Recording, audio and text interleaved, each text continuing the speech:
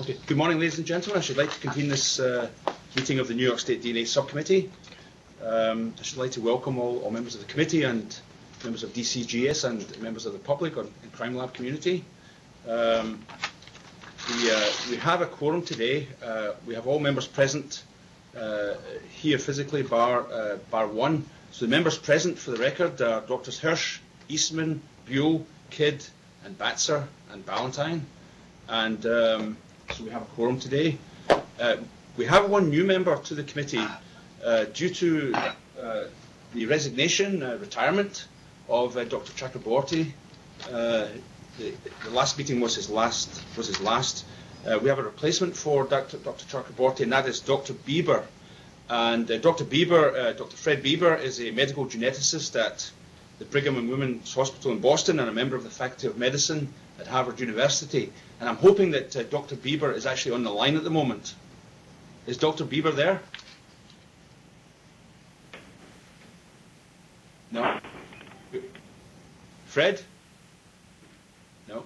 Okay, anyway, Fred will be a non-voting member today anyway, so we have a quorum, and the members present are the members of the committee who are eligible to vote today. Hopefully, Dr. Bieber will call in at some point. Okay. We also have some other individuals on the line. I believe that, and they will be participating in a discussion later on, and perhaps we should ask if they're on the line at the moment. Do we have Monroe County on the line at the moment? Yes, this is Ellen Cahoon from the Monroe County Crime Lab. Hello, Elaine. Welcome. Hi, it's Ellen. Ellen, sorry, Ellen. Okay. Yeah. Okay. So with that, then we should. The first item on the agenda is to review and approve the meeting agenda. The committee members have in front of them a proposed agenda, and our first duty is to determine whether or not to proceed with this particular agenda in the particular order that we have. So moved. Second. Any discussion? All those in favour of proceeding with the agenda as provided, say aye. Aye. Aye. So unanimously we'll proceed. Thank you. So the first next item on the agenda is the review and approval of the draft minutes from the last meeting, September 23rd, 2011. And again, the committee has a draft minutes document.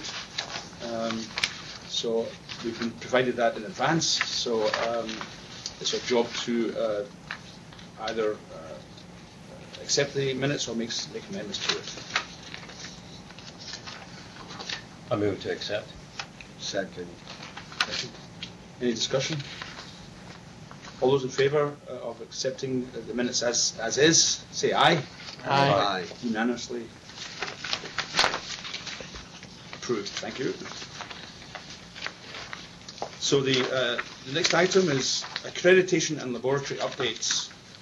And we're going to hear from, under this section, we're going to hear from, hopefully, but we have documents in front of us from Erie County, Monroe County, and Westchester County. So we'll start off with Erie County.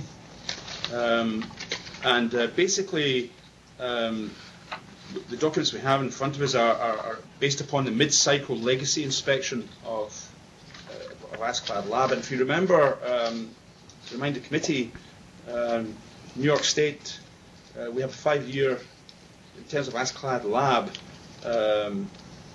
as our surrogate, so to speak. It's a 5-year program, but New York State decided that 5 years is too much, so we wanted a mid-cycle inspection halfway through that. So what we have here with Erie County is a mid-cycle legacy inspection.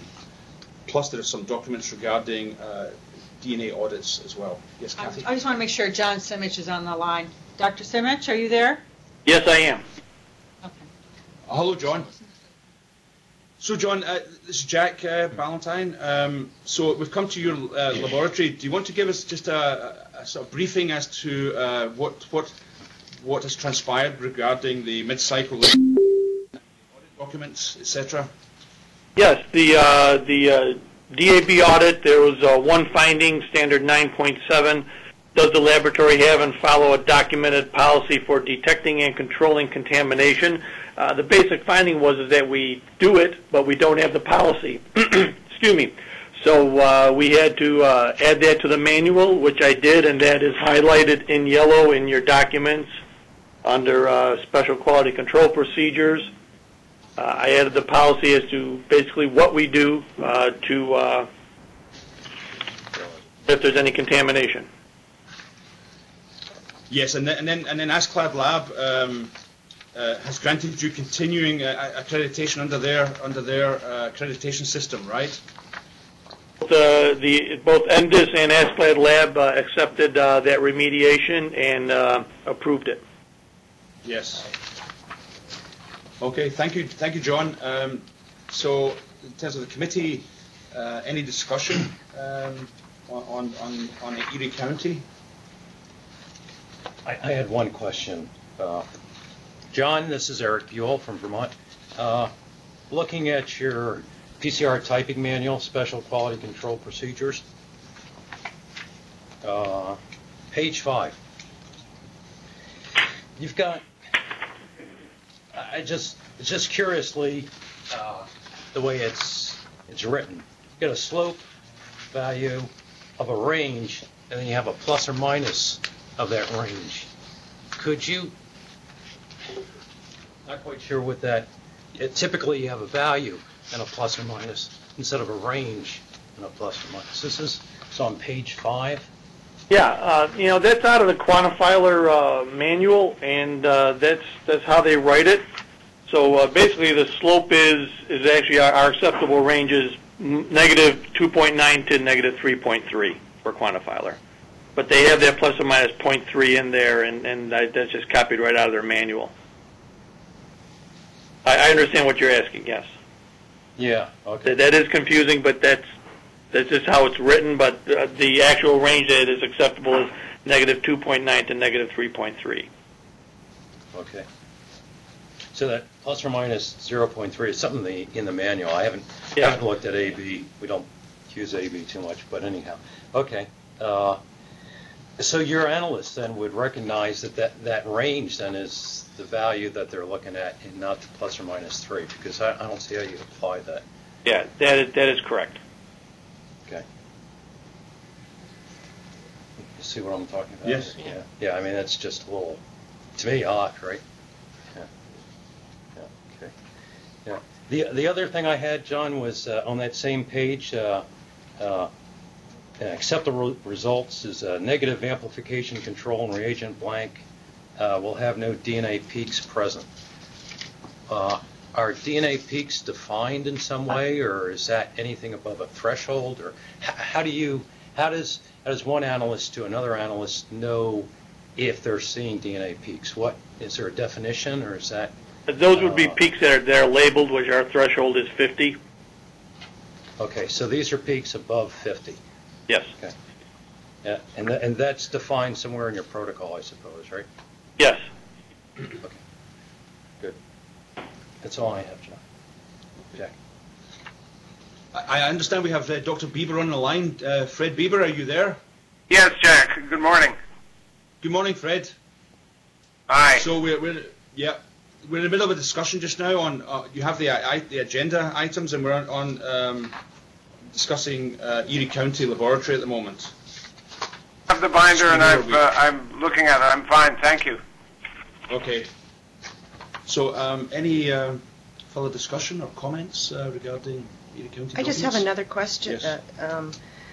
John, this is Allison Eastman. On page 7 of your QAS audit, the last audit conducted online is blank. When was your last audit? And it says external was X marked. Page 7. Page 7 of the QAS.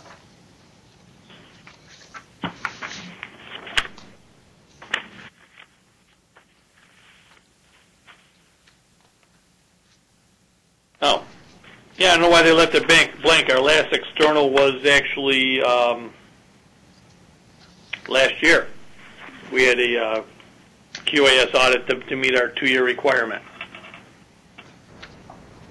in 2010. Approximately sometime in 2010. Yeah, it was. They were pretty close. Okay. Thanks. Any other comments back to the laboratory? Because we really don't. There's no voting here required or anything. It's just for our information, so to speak, and any comments we can make back to the laboratory. So I think, without any further comments, we can proceed to the next item. Thank you, John. So noted. Yeah.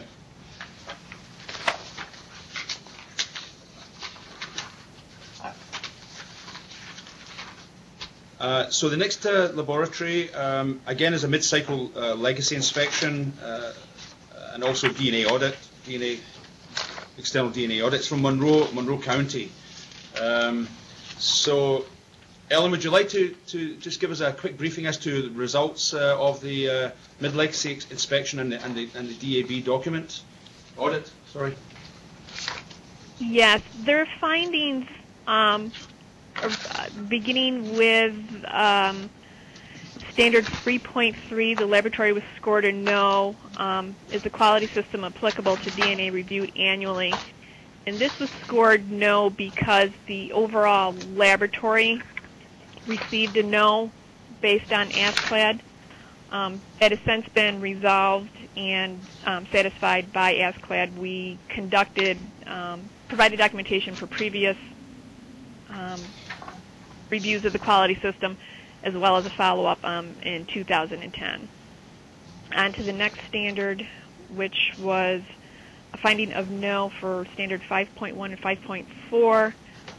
Scored a no because in analyst casework covering the subject matter of molecular biology, the audit team felt that her coursework did not satisfy the requirements. We provided the supporting documentation to the ENDIS board, and then they ruled that her education was in fact adequate, and then she was released back into casework, so that finding was resolved.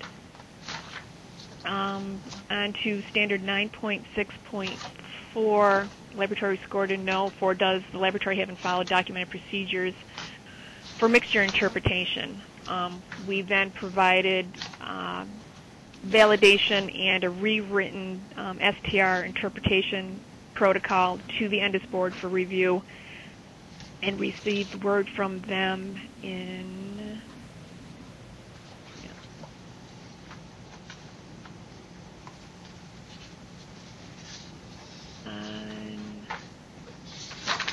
the last communication from them was 6. By the end of June, we received word from the ENDIS board that they had reviewed our procedures, found them to fine, and that the matter was closed.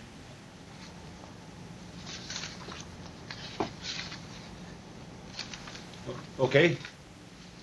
Thank you, Ellen.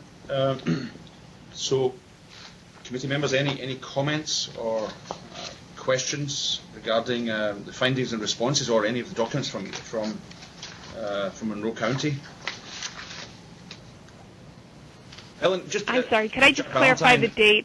I found the email that I was looking for. I received word from Jody Dahl that on August 10th, so on or about the second or third week in August, we received a word from the ENDIS board that the review of our audit was closed out. Yes.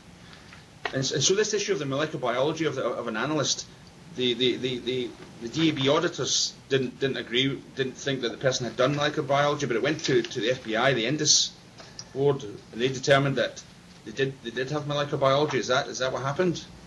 Yes, that is it. So what was the name of the course? Do you remember what was the course name out of interest? What was the course name that the person took that they did not initially regard as being molecular biology? Do you remember? It was pulling up the letter, it was a question about the course of cell biology. The auditor did not like her coursework that was entitled cell biology. But she had another course that, finding my email here,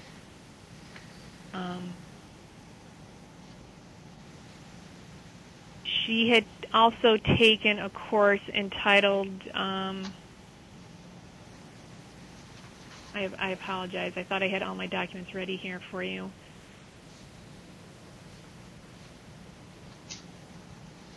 But was there a letter from the instructor as well? Did that happen? We had No. supporting documentation from SUNY Brockport, basically a letter from the board just stating that this particular analyst had in fact taken coursework that covered the Right. study, theory, methods, and techniques used, and that she successfully completed genetics, cell biology, and recombinant DNA courses. Ultimately, the FBI accepted the recombinant DNA course to qualify as the molecular biology.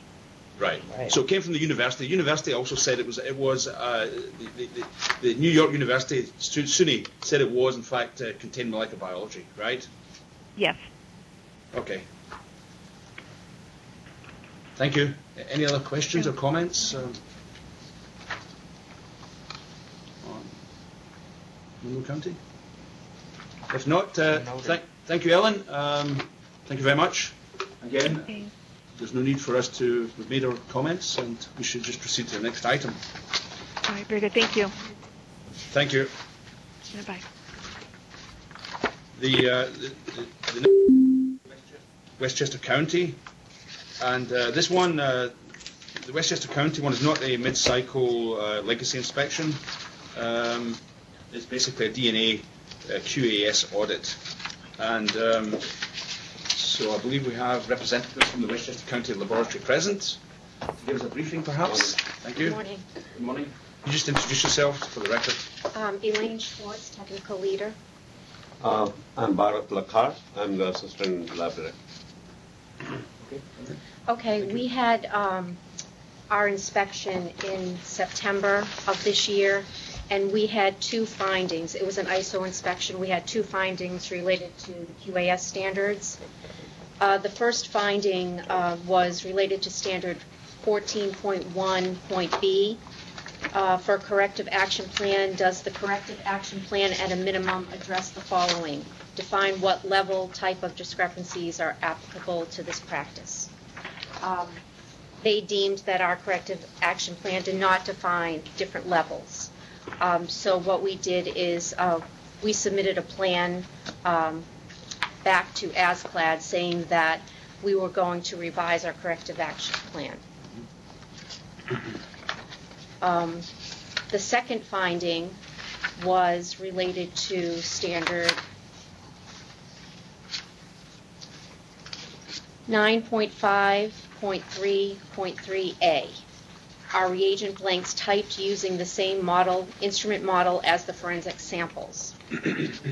We had recently put a 3130 XL online.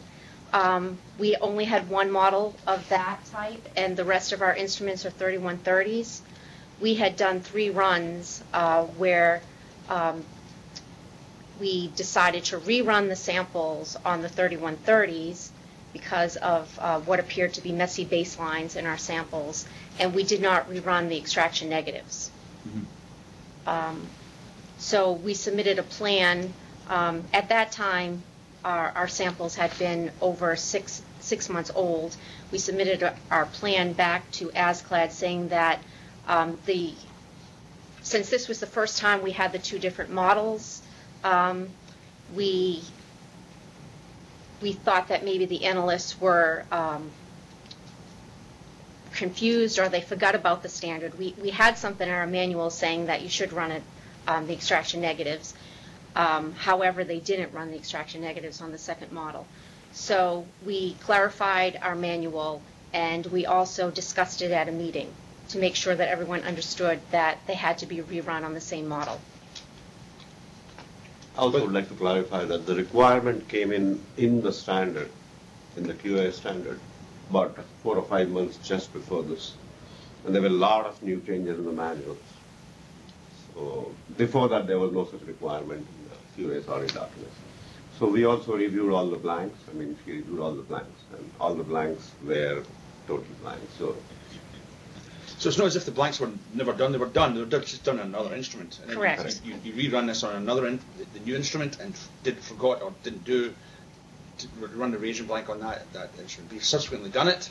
I mean, and you subsequently changed that so that So that if you use a new instrument, a different instrument model, you'll have to run the reagent blank, right? Correct. And that's in the manual now? Yes. So, And it was not really like a new kit or anything of that kind. I mean, it was basically additional capillaries. Yeah. So is that you finished your little briefing? Yes. Thank you. Any comments, questions from the committee? I just had one. Actually, it was based on the 4.9.1. It said that they conducted eight. They looked at these corrective action forms and found it needs to be addressed, and no documentation was presented that further actions had been taken on some of these needs to be addressed. Were any of these any of these particular ones DNA issues? I don't think so. No. But I think the whole issue was that we had self-imposed a restriction of 3 months. And sometimes the problem was, in some of the other corrective actions, even if we would ask, let's say, PDs to submit samples, they could take even 4 to 5 months. We just kept on pursuing. Mm-hmm. And that was the objection, that why did you put in 3 months as the limit? If you have put in 3 months as the limit, then it should be corrected. We also had a condition in there that if the lab director is aware, he can increase the time limit. Mm-hmm. And the lab director was involved in all the corrective actions, but they felt that just because he was involved didn't really imply that he had explicitly given extensions. Yeah. So he should have done it in a formal way. So that was their view. So we are changing all the manuals and the corrective action procedure so that everything is done exactly according to the protocol. Okay, thank you for that. Yeah. In terms of equipment now, do you have more of both kinds? How are you resolving this? Currently, we have 3 3130s that we're using for casework. The 3130 XL that I mentioned, we traded it in for a 3500 model, and we're just working on the validation for the 3500. So we won't have 2 models online for casework for a while. Right now, it's just the 3130. Okay, thank you. Any comments, questions? Elaine, Barrett, thank you very much. Thank you. Okay, again, we can now proceed to the next item after these comments have been made to the record. The next item is New York City OCME. It's just a laboratory disclosure update on a corrective action involving the reporting of false negative cases previously reported at the last meeting. And so we have some representatives. Eugene Lien here. Just introduce yourself. Sure. Eugene Lien, technical leader for the OCME lab. Thank you. So we're here to provide the subcommittee with an update regarding the investigation into the false negative reports that we've made. Just as a very quick recap, we had a DNA technician that we had subsequently found that she was reporting false negatives. So we went back and we queried the number of cases that were applicable to this instance, and it came to 120 cases total that we had to re-examine. As you may imagine, this along with casework, it's a monumental task to get done. But we have completed 108 cases that have been re-examined. And out of the 108 cases, we found that 26 cases that were originally reported as negative there's actually biological fluid on it. And out of these 26 cases, 4 CODIS eligible profiles have been generated and have been uploaded to Estes into the CODIS system. The other 22, either there was not enough DNA to generate a good profile, or it wasn't a foreign profile, meaning the victim was actually a male, and what we found, it actually belonged to the victim. We've gotten results back from the state. 2 CODIS profiles generated have hit a convicted offender in Estes. One actually hit a consensual partner, so we actually had to take that one out. But 2 CODIS profiles have hit. We are awaiting results for the last 2 profiles, which were just uploaded last Friday. So hopefully the results will come in sometime next week for that, because I understand the state's going for an upgrade of CODIS from 547, I believe, to CODIS 7.0. So that process will, once they're done with that process, they'll be able to forward us the results.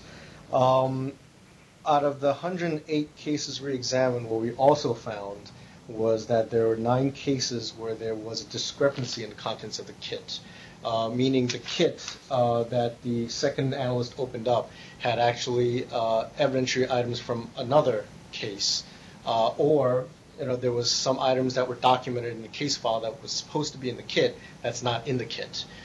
So unfortunately, because of this, there's going to have to be a phase 2 of this investigation that we're going to have to open up all the cases that she had touched.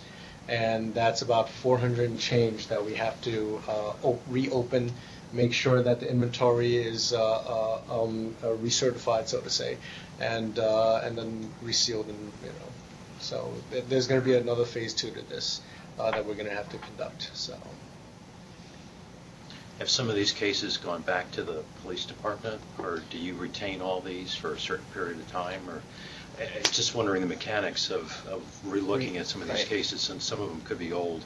Oh, absolutely. And some labs return evidence after examination. Yes, we do. You have to get this back in? We give it to the NYPD, and it's at the NYPD's property clerk's office, so we had to recall them.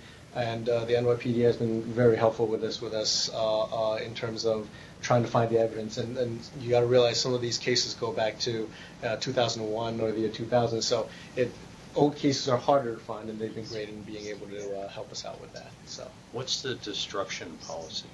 I don't believe there is a destruction policy. The policy is that and I can't, again, I'm not with the NYPD, so I can't speak for them, but I don't believe there's a destruction policy because we've recalled cases in terms of cold cases, and they were still around for us to be able to re-examine. So New York PD would retain cases where there was no biological evidence for years and years and years? I'm not really sure of what the policy is. I'm just curious. It's just... Dr. Prince can help me out here. Maggie Prince, Director of Forensic Biology. I believe retention is indefinite for homicide cases. And I believe it used to be retention for sexual assault was limited by the statute of limitations.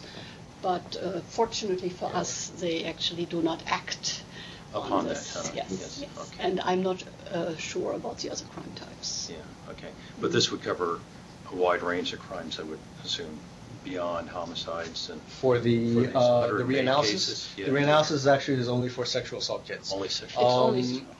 We found that it was the additional evidence, because the swabs inside the sexual assault kits are actually go through a confirmation process, meaning the technician would cut the swab, and the swab would go in for additional analysis such as P30 ELISA or the amylase diffusion test, and that would be confirmed by a supervisor at the end. However, it would be the additional evidence that comes within the kit that the technician examines.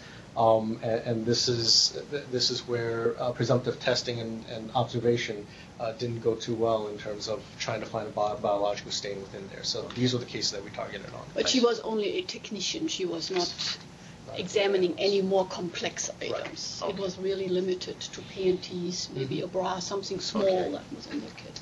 Okay. So what was the root cause analysis? Was it incompetence? When I say incompetence, was it due to someone not visibly not being able to interpret the tests that were carried out? In my opinion, missing results that could have been there, that she didn't see the results. Yes. Yeah. I would also like to point out, Mimi has just reminded me, we have been sending out reports, amended reports on all of these re-examined kits to the district attorney's offices and the NYPD, and have been continuously updating everybody about the status. I think that's a good idea, considering other things that have taken place in the state. I think it's a very good idea to inform the district attorney's office and the police department, as you have done. And the district attorney's offices have prepared a letter to send in cases where there is a defense attorney, to send the letter with the amended report to the defense. Has this required any retraining or thoughts within your own laboratory regarding training of people, or do you think this is due to just a simple an individual, or is there some systematic issue that you're addressing by other quality assurance measures? We believe this to be the individual. The individual started within the laboratory in the year 2000, and she held a title that was eligible to become a DNA analyst. Unfortunately, she didn't pass the DNA training program. Therefore, we had allowed her to operate at a technician level, even though she carried the title for the DNA analyst position. During her training in the year 2000 and subsequent years, she's passed everything, in terms of in terms of the technician training, so to say. It wasn't until we put her back into retraining, or she requested retraining, I believe it was the year 2009, unfortunately I don't have the timeline in front of me, that we found that, there's something fishy about some of the cases that she's produced. And we went back and re-examined some of the cases that she was doing during the training at that time. And we found that these false negatives were actually being reported. And that's where we started implementing administrative action. Not only that, we took a review of what we needed to do to make sure that this is properly corrected. And we had to go back to 10 years since she's been employed by the laboratory. We also have really improved our training program since the year 2000. Mm-hmm. It's not recognizable anymore. It has many more modules, many more sign-offs. And we also revamped the sexual assault kit process.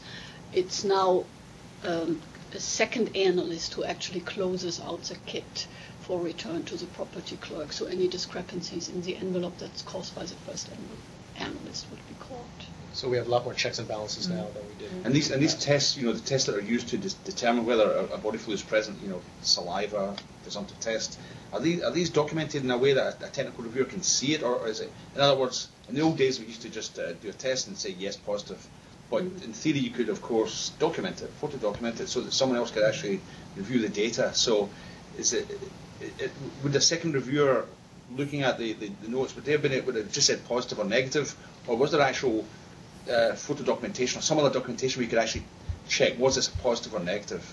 I know what I would guess the answer is, but we do have photographic documentation of evidentiary items, and when I say photographic, I mean they could draw the additional items. For example, underwear from the victim, they can draw it out and indicate where the stain was. And also, in terms of the presumptive tests, they must test the controls to make sure that the presumptive test works, and also document the test results for each of the stains that they've documented also. But there is no photo of the color reaction of the AP. Because if the person makes a mistake and says this is negative, and they're looking at some a precipitin line or whatever it is, then obviously if that's not documented, then of course that you have to take the word for it. It was negative or what positive. I find very helpful in this context is the blind reanalysis program that we started, and that the Forensic Commission will hear about more next year, I think, in the next. Because also if you miss a stain, there is no possibility for the technical reviewer to see that somebody did not draw a stain. Yeah. So, and I think it's rather hard to capture the AP color reaction photographically, and it would. So the blind reanalysis in our department is designed to tackle negative cases, because that's where the technical review is limited. And we do 2 a month. 2 a month. So we have actually benefited from this. Okay. Because errors of omission can be just as bad as errors of commission, right? Type of thing. Yes, absolutely. Absolutely. Thank you. Any other comments or questions? A couple of questions. Do you know whether she was actually testing the evidence or just not testing it, or? That I really can't say. I'm not sure. The only thing that the only conclusion that I can draw from this is that I have a second analyst that has found biological fluid on an evidentiary item. So I can only say that she may be incompetent in initially finding that stain in the first place. Mm-hmm.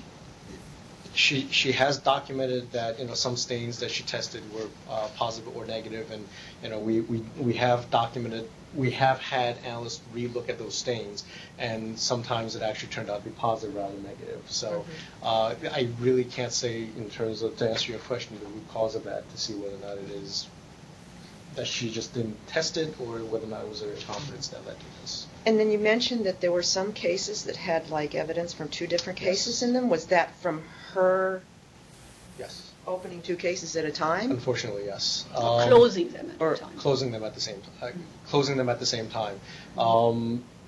We found that we had to cross-link some of the cases because, for example, if we open one case and we find another evidentiary item here, we'd have to document where that evidence item was from. And by going through a database, we realized that that was one of the cases that she had opened and examined approximately at the same time. So she must have closed it at the same time and just That's, of course, confused the cases. completely in violation of our SOP. Yes. So it couldn't be that she's reporting negative on an evidence item from a different case on one case, and that's why the discrepancy of being, like testing case A, and it's negative, but she's really reporting on case B, which was positive, or I don't know. Well, no, that I don't think would be possible because what we're doing right now is we're testing additional evidence. Like I mentioned before, is the swabs and everything are cut and then they're confirmed by an analytical process like P30 ELISA or amylase diffusion. It's all of the items that we found that were crossed in between were these swabs and these slides that were found. It wasn't the additional evidentiary items that we were targeting on. That were actually not there. So it's not when your question regarding the answering of whether or not the tests were from another case, I don't believe so because we're talking about additional evidence that we're re-examining only. So. And the only mix-ups were swabs? I believe so, yes. But nonetheless, it's still a mix-up. So, yeah. What about cases reported as positive if they were in fact negative? Would that have caused any problem given this is only the additional evidence? Well, the issue is that she was reporting false negatives. In terms of if she reported something positive, that would have to go on to an additional analytical process such as P30 ELISA, amylase diffusion, or even DNA testing. And that would be the time that we would see whether or not there was actually biological fluid there. So there was no false positive results that could have possibly been reported. It was only false negative at this point. And those cases, if they proceeded to DNA, were transferred to another analyst. Correct. Yes. The AP results were all positive. Phosphatase results were confirmed with the P30 ELISA, so then the false positive would have gone away. And she participated in PTs, in proficiency tests? This as a technician, yes. Yes, and there was no issues arose as a result of any PTs? None. It just shows you the limitations of a declared PT as opposed to random reanalysis or some other method which can be used as an adjunct to standard PT. Absolutely. Okay. Any other questions or comments? If not, well, thank you very much for your update on the progress with this issue. Okay. The next item on the agenda is Suffolk County Crime Laboratory, and there's an issue in Suffolk County Crime Laboratory. Jack, we need to go into executive session. I know. Oh. I was about to say. Okay. And there's an issue at Suffolk County Crime Lab, and as a result, it involves a particular individual, and so it's likely, since someone may or may not have been reprimanded or whatever, some disciplinary action may take place, it's appropriate for the committee to go into executive session. But to do so, we need to have a motion and approval by the committee to do so. And what that would entail would be that there would be the committee members and the representative from Suffolk County present here, and all other members of the public, non-members of the committee, would have to leave. So that's the situation. So I would need a motion to go into executive session, or any discussion on this. All those in favour of going into executive session regarding Suffolk County, say aye. Aye. Aye. So unanimously, we need to go into executive session. So for those members who are, thank you very much, everyone else, for coming to the meeting. Our caller's off. Dr. Bieber can stay on, but Dr. Simich and Monroe are off. Letter to whatever agency someone works for, if they've been with it, have served this committee, and in her case, maybe the the dean of the school, the medical school, something, just to say that she's served in the duration of her service and how important this has been to the criminal justice system in New York State. And you send her a plaque, and maybe it goes on the wall, and maybe it goes in a drawer. But if you send it to her boss, yes, I think it may mean a little more. At least it will add to the meeting. Yes. Without whether it's more or less, but it might be a considerate thing to do.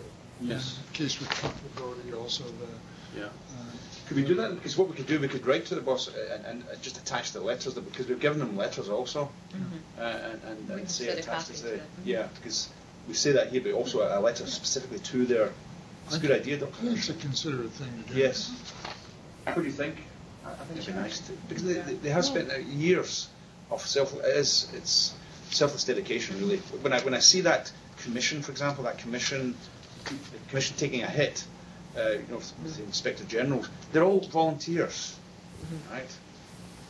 Well, most of them, and unpaid volunteers, and they get, Anyway, so then I thank you very much, committee members and members of the public who are no longer here, and DCGS staff and the audiovisual technician in the back there, and the meeting is now adjourned. Thank you.